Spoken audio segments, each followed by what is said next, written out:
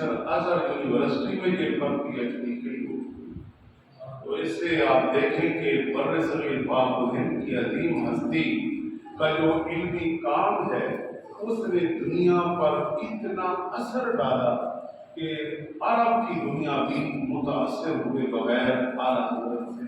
نہ رہ سکی، اور انہوں نے بھی باقاعدہ اعلیٰ حضرت پر اپنی یونیورسٹیز میں کام کی اجازت دی اور اس پر کئی تھیسز ہو چکے ہیں۔ اور اختصار کے ساتھ آپ کی ولادت تو جیسا کہ ابھی آپ نے سنا 10 شوال مکرم 1272 ہجری ہوئی، اور آپ نے ختم قرآن فرمایا 1274 ہجری میں اور 76 ہجری میں، اور پہلی یعنی 4 سال کی عمر میں آپ نے نازلہ قرآن جو ہے وہ مکمل فرمایا، اور پہلی عربی تصنیف جو اعلیٰ حضرت کی پہلی کتاب آئی تھی عربی کے اندر ایک کتاب لکھی آپ نے، اور آپ دیکھیں کتنی عمر تھی آپ کی، وہ آپ کی 1285 ہجری کے اندر پہلی عربی تصنیف اعلیٰ حضرت کی منظر عام پہ آئی، اور وہ ابھی آپ کا تعلیمی دورانیہ تھا جب آپ تعلیم حاصل کر رہے تھے، اور اس دوران آپ کا کام بھی علمی جاری تھا، اور دستار فضیلت آپ کی شعبان المعظم 1286 ہجری میں ہوئی۔ فتویٰ نویسی آغاز فتاوی جات آپ نے 1286 ہجری میں آپ نے فتاوی جات کا آغاز فرمایا، اور بیعت و خلافت میں آپ 1296 ہجری میں منسلک ہوئے، 94 ہجری میں، اور پہلا حج آپ نے 1295 ہجری میں فرمایا، اور پہلی فارسی تصنیف یعنی اردو میں بھی آپ کی تصانیف ہیں، عربی میں بھی ہیں، اور فارسی کے اندر آپ نے 1299 میں پہلی فارسی تصنیف لکھی، اور اردو شاعری کا آغاز آپ نے 1303 ہجری میں کیا، اور علماء ہند کی طرف سے آپ کو جو مجدد مئت حاضرہ کا لقب سے نوازا گیا 1318 ہجری میں، اور دارالعلوم منظر اسلام جو آپ کا ایک مناسب سا ادارہ ہے چھوٹی سی جگہ میں جس کا کام پوری دنیا کے اندر پہنچا ہے،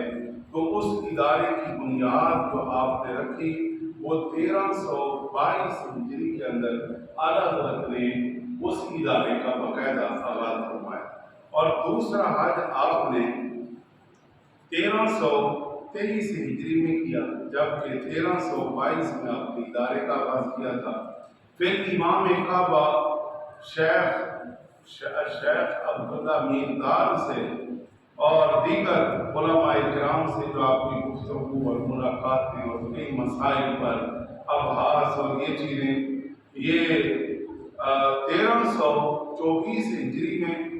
اور پھر علماء مکہ و مکرمہ و مدینہ منورہ کے نام سند امتیازات و اجازات اور خلافت جو اعلیٰ حضرت نے جاری فرمائی انہیں 1324 ہجری میں، اور اسی طرح شیخ ہدایت اللہ بن محمد سعید السندی سے انہوں نے آپ کے بارے میں جو مجددیت کا جو اظہار فرمایا وہ 1330 ہجری۔ کنز الایمان شریف جو اعلیٰ حضرت احمد رضا خان کا ترجمہ قرآن ہے وہ آپ نے 1330 ہجری کے اندر اسے لکھا، اور پھر حافظ کتب الحرم سید اسماعیل خلیل مکی کی طرف سے آپ کو جو خطاب ملا خاتم الفقہاء والمحدثین 1330 ہجری میں، اور ڈاکٹر سر سید ضیاء الدین وائس چانسلر مسلم یونیورسٹی علی گڑھ کی آمد ایک سوال کے بارے میں، جو ایک ریاضی کا ایک عظیم سوال تھا جو یونیورسٹی کے پروفیسروں کی سمجھ میں نہ آیا، اور جسے اعلیٰ حضرت نے حل فرمایا 1332 ہجری میں، اور آپ کا وصال شریف ہوا 25 صفر المظفر 1340 ہجری۔ یہ بڑے ہی اختصار کے ساتھ اعلیٰ حضرت احمد رضا خان کی زندگی کا آپ نے احاطہ کر کے سن لیا۔ اب ایک اور بات، ہر صدی کا جو مجدد ہے یہ تھوڑی علمی باتیں، ظاہر ہے علمی آدمی کی باتیں کریں گے تو پھر علم سے ہمارا بھی لگاؤ ہونا چاہیے۔ یاد رکھیں آپ علیہ السلام کا فرمان ہے کہ ہر صدی کے اندر ایک مجدد رہے گا میری امت میں، جو مسائل کی تجدید کرے گا اور اس میں پیش آمدہ مسائل کا حل نکالے گا۔ تو ہر دور میں تو اس طرح علماء نے ہر صدی کا جو مجدد جس پر اتفاق کیا گیا ہر دور میں، تو پہلی صدی کے مجدد، ظاہر ہے یہ صحابہ کرام علیہ رضوان کے بعد کا یہ سلسلہ شروع ہوا، تو پہلی صدی کے مجدد حضرت عمر بن عبد العزیز ہیں، جن کی ولادت 9 ہجری میں ہوئی اور وصال دن کا 101 ہجری میں ہوا۔ تو ان کو جو ان کا کام ہے یہ ایک الگ پہلو ہے، جب ان کے حالات کو بیان کا بھی موقع ملا تو آپ سنیں گے کہ یہ وہ عظیم انسان ہے کہ انہوں نے جب اپنے دور خلافت میں ان کو ذمہ داریاں ملی تو انہوں نے اپنے دور میں حضرت عمر کی یاد تازہ کر دی تھی، اس لیے انہیں عمر ثانی کہا جاتا ہے، جنہوں نے اپنی جائیداد تک برابر لوگوں میں تقسیم کر دی۔ یہ بہت بڑا کام ہے جو ہر انسان نہیں کر سکتا، لیکن انہوں نے اپنے سے آغاز کیا، اور جب آپ نے یہ فیصلہ کیا تو فرسٹ ٹائم فیصلہ ہوا دوپہر کو آرام کیا تاکہ ہم زور میں یہ میں نافذ کر دوں گا کہ سب سے پہلے میری جائیداد تقسیم کی جائے گی اور پھر دیگر جو عمراء ہیں، اور تاکہ سارا نظام ایک جیسا ہو۔ تو یاد رکھیں اللہ ایسی اولاد ہر کسی کو عطا فرمائے۔ جب فیصلہ کرنے کے بعد آپ تھوڑی دیر آرام کے لیے لیٹے تو آپ کے صاحبزادے آپ کے پاس آ گئے، تو انہوں نے کہا اپنے والد گرامی حضرت عمر بن عبد العزیز سے کہ آرام سے پہلے جو فیصلہ کیا ہے اس پر عمل درآمدی کا اعلان فرمائیں۔ حالانکہ وہ کہہ سکتے تھے کہ جناب یہ جائیداد تو ہماری اور آپ لوگوں میں تقسیم کر رہے ہیں تو یہ ایسا کیوں؟ لیکن اللہ نے ایسی اولاد عطا کی کہ جناب زور کا انتظار کیوں، آرام کے بعد کیوں، یہ آپ ابھی اعلان کریں۔ تو یہ حضرت عمر بن عبد العزیز ہیں جن کی اولاد کی تربیت اس طرح ہے کہ جو والد صاحب کا فیصلہ ہے اولاد اسے تسلیم کرے، اولاد اسے خندہ پیشانی اور خوشی سے قبول کر رہی ہے کہ ہمارے والد نے وہ فیصلہ کر دیا، بس آپ بننا وہ سب۔ ہم کون ہوتے ہیں اس پر اعتراض کرنے والے؟ اور بھی آپ کی زندگی کے بے شمار پہلو۔ پہلی صدی کے مجدد حضرت عمر بن عبد العزیز، اور دوسری صدی کے مجدد جو ہیں امام شافعی رحمۃ اللہ علیہ اور امام حسن بن زیاد رحمۃ اللہ علیہ، اور تیسری ہجری کے مجدد قاضی ابو العباس بن شریح، اور اسی طرح دوسرے حضرت ابو الحسن اشعری رحمۃ اللہ تعالی علیہ، اور چوتھی صدی ہجری کے مجدد امام ابو بکر باقلانی اور امام ابو حامد اسفرائینی، یہ حضرات ہیں، اور پانچویں صدی کے مجدد قاضی فخر الدین حنفی اور امام محمد بن حامد غزالی رحمۃ اللہ علیہ، اور چھٹی صدی ہجری کے مجدد امام فخر الدین غازی رحمۃ اللہ تعالی علیہ، جن کا فقہ پر، اصول فقہ پر، علم الکلام، علم العقائد، بلاغت، فلسفہ، نحو، ہر علوم پر جن کی بے شمار کتب اور بہت سارا کام ہے۔ امام فخر الدین رازی کی تفسیر مفاتیح الغیب جو تفسیر کبیر کے نام سے معروف ہے، آپ کا بہت علمی کام ہے جو آپ نے کیا۔ اس طرح علماء نے چھٹی صدی ہجری کا مجدد امام فخر الدین رازی رحمۃ اللہ علیہ کو مانا ہے، اور ساتویں صدی ہجری کے مجدد امام تقی الدین بن تقی رحمۃ اللہ علیہ، اور آٹھویں صدی ہجری کے امام زید الدین عراقی، اور دوسرے علامہ شمس الدین جزری، اور اسی طرح علامہ سراج الدین بلقینی رحمۃ اللہ علیہم اجمعین۔ یہ حضرات آٹھویں صدی ہجری کے مجددین میں ان کا شمار ہوتا ہے، اور نامی صدی ہجری کے عاشق رسول علامہ حضرت امام جلال الدین سیوطی علیہ رحمۃ، جن کا علوم حدیث تفسیر کے حوالے سے بہت کام ہے، عالج کار کی علوم قرآن اور تفسیر جلالین وغیرہ، یعنی اور بہت ساری کتب آپ کا شاہکار ہیں کہ جن پر امام جلال الدین سیوطی علیہ رحمہ نے کام کیا۔ اور اسی طرح اسی 9ویں صدی ہجری کے مجدد دوسرے جو ہیں علامہ شمس الدین سخاوی رحمۃ اللہ تعالی علیہ، ان کی جو خدمات ہیں وہ بھی قابل فخر ہیں۔ اور 10ویں صدی ہجری کے مجدد حضرت علامہ شہاب الدین رملی رحمۃ اللہ علیہ اور دوسرے علامہ ملا علی قاری رحمۃ اللہ تعالی علیہ، اور 11ویں صدی ہجری کے مجدد عاشق رسول عاشق مدینہ، جن کے 50 سال زندگی کے کم میں 50 سال حرمین شریفین میں گزرے، کبھی مکہ میں تو کبھی مدینہ، بڑے عاشق رسول تھے۔ انہیں کہا جاتا ہے کہ علامہ شیخ عبدالحق محدث دہلوی رحمۃ اللہ تعالی علیہ جناب، جنہوں نے 50 برس اپنی زندگی کے حرمین میں گزارے ہیں، اور علماء نے 11ویں صدی ہجری کا انہیں مجدد مانا ہے، تو یہ علامہ شیخ عبدالحق محدث دہلوی رحمۃ اللہ تعالی علیہ، اور دوسرے علامہ میر عبدالواحد رحمۃ اللہ تعالی علیہ۔ اور 12ویں صدی ہجری کے مجدد ابو المظفر محی الدین اورنگزیب بہادر عالمگیر بادشاہ، اور اسی طرح شیخ غلام نقشبند رحمۃ اللہ علیہ، اور یہ حضرات ہیں جنہوں نے 12ویں صدی ہجری کا مجدد جنہیں مانا گیا۔ اور 13ویں صدی ہجری کے مجدد حضرت شاہ ولی اللہ محدث دہلوی رحمۃ اللہ تعالی علیہ ہیں، اور اسی طرح اور شیخ عبدالحق محدث دہلوی رحمۃ اللہ علیہ، جنہوں نے اشعۃ الامعال مشکات شریف کی حدیث پر اس کی ٹرانسلیشن فارسی میں کی اور اس کی تشریح کی، اور اسی طرح قرآن پاک کی تفسیر لکھی۔ تو یہ حضرت شیخ عبدالعزیز محدث دہلوی رحمۃ اللہ علیہ، اور 14ویں صدی ہجری کا مجدد جنہیں مانا گیا وہ اعلیٰ حضرت احمد رضا خان رحمۃ اللہ تعالی علیہ ہیں، جن کا فتاوی رضویہ شریف اور اس کے علاوہ ساری کتب آپ اکٹھی کریں تو تقریباً ایک مناسب سے وقت میں اعلیٰ حضرت احمد رضا خان نے جو ہمارے لیے تحفہ چھوڑا ہے وہ 1000 سے زائد ہو گئے۔ اب آپ دیکھیں کہ انسان جو ہے سوتا بھی ہے، کھاتا بھی ہے، پیتا بھی ہے، معمولات بھی ہیں، بہت کچھ ہے، لہذا لیکن آپ کے لیے اچھا مجدد کے لیے جو شرائط ہیں تھوڑا سا ان کا بھی ذکر کر دوں کہ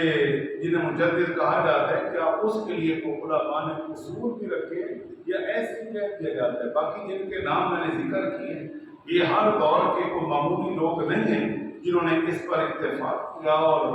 ان کو اپنا امام مانا، تو لیکن ہر ایک کی تفصیل بیان کی جائے تو ایمان تو پھر تازہ ہوتا ہے۔ لیکن سنیے، علماء اسلام نے کچھ شرائط بیان کی ہیں کہ مجدد اس صدی کا اسے کہا جائے گا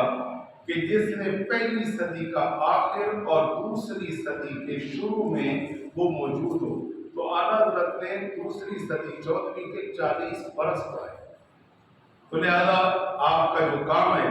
اور دوسری شرائط میں علم بھی اس کا بے مثال ہو، اس کا عمل بھی بے مثال ہو، اس کا فضل، تقوی، زہد، یعنی ہر حوالے سے کہیں سے لوگ انگلی نہ اٹھا پاتے ہوں، اور یہ چیزیں رکھی ہیں۔ اور پھر فرمایا اس دور کے جتنے علماء دائیں بائیں دنیا میں بیٹھے ہوں، تو جب وہ کسی مسئلہ کے اندر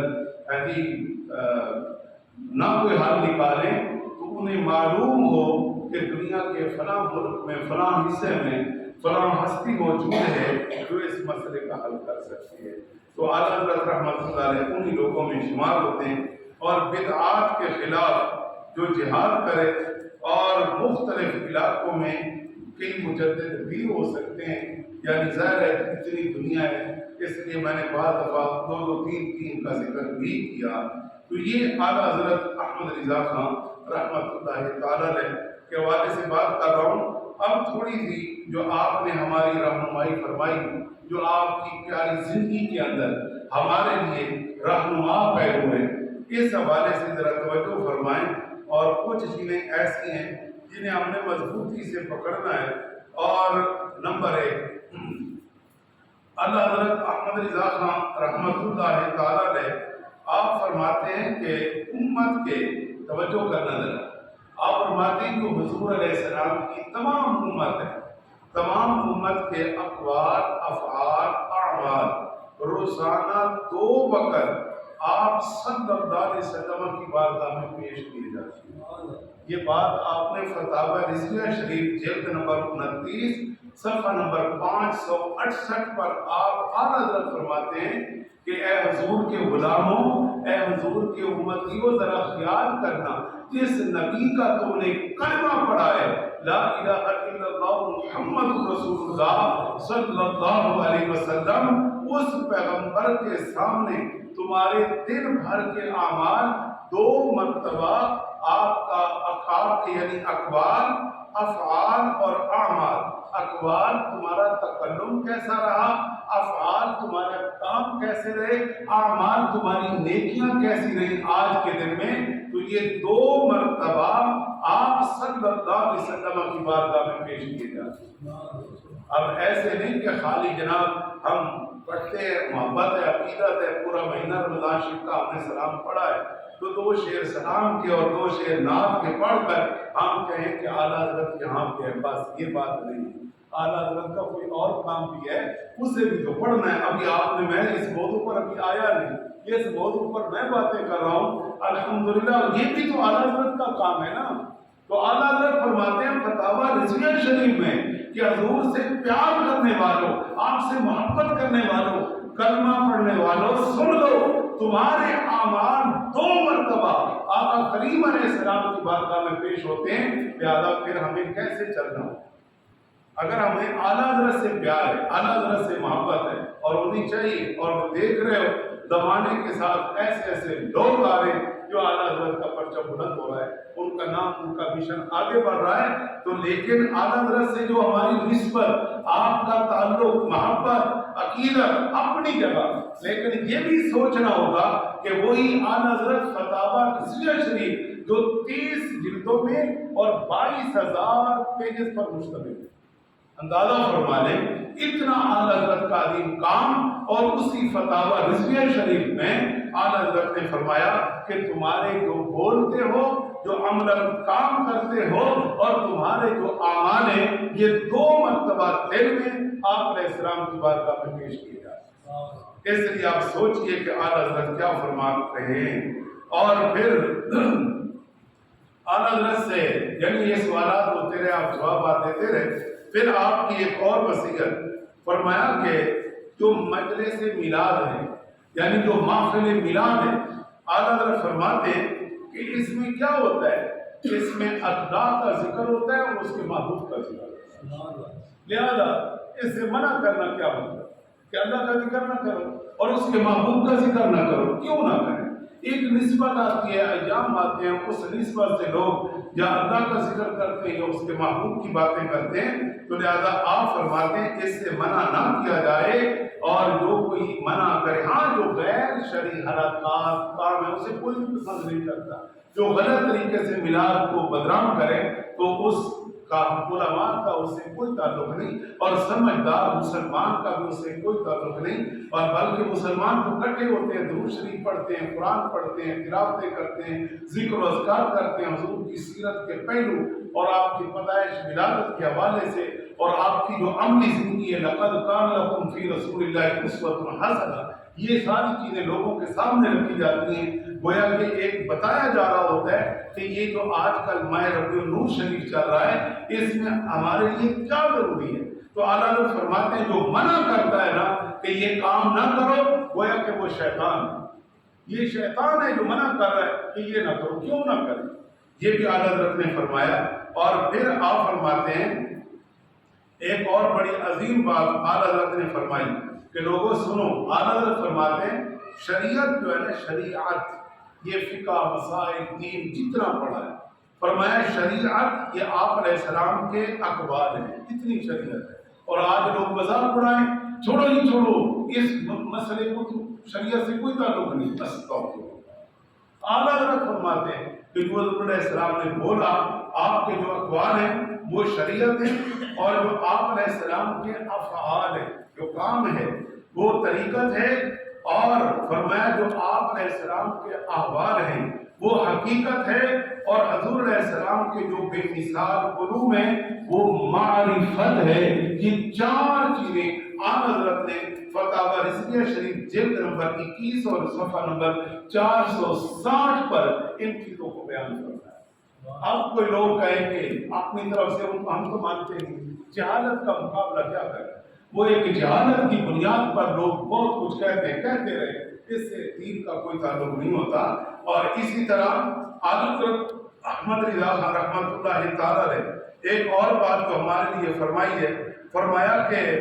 برکت والوں کی طرف جو نسبت کی جاتی ہے اس میں برکت آ جاتی ہے۔ کیا مطلب؟ کہ جیسے آج دنیا کے اندر کوئی قادری کہلاتے ہیں، کوئی چشتی کہلاتے ہیں، کوئی سہروردی کہلاتے ہیں، کوئی نقش بندی کہلاتے ہیں، کوئی اویسی کہلاتے ہیں، یہ مختلف بزرگوں سے نسبت ہے۔ اس پر اعلیٰ حضرت احمد رضا خان نے کیا فرمایا؟ فرمایا کہ یہ نسبت بالکل ٹھیک ہے۔ کیوں؟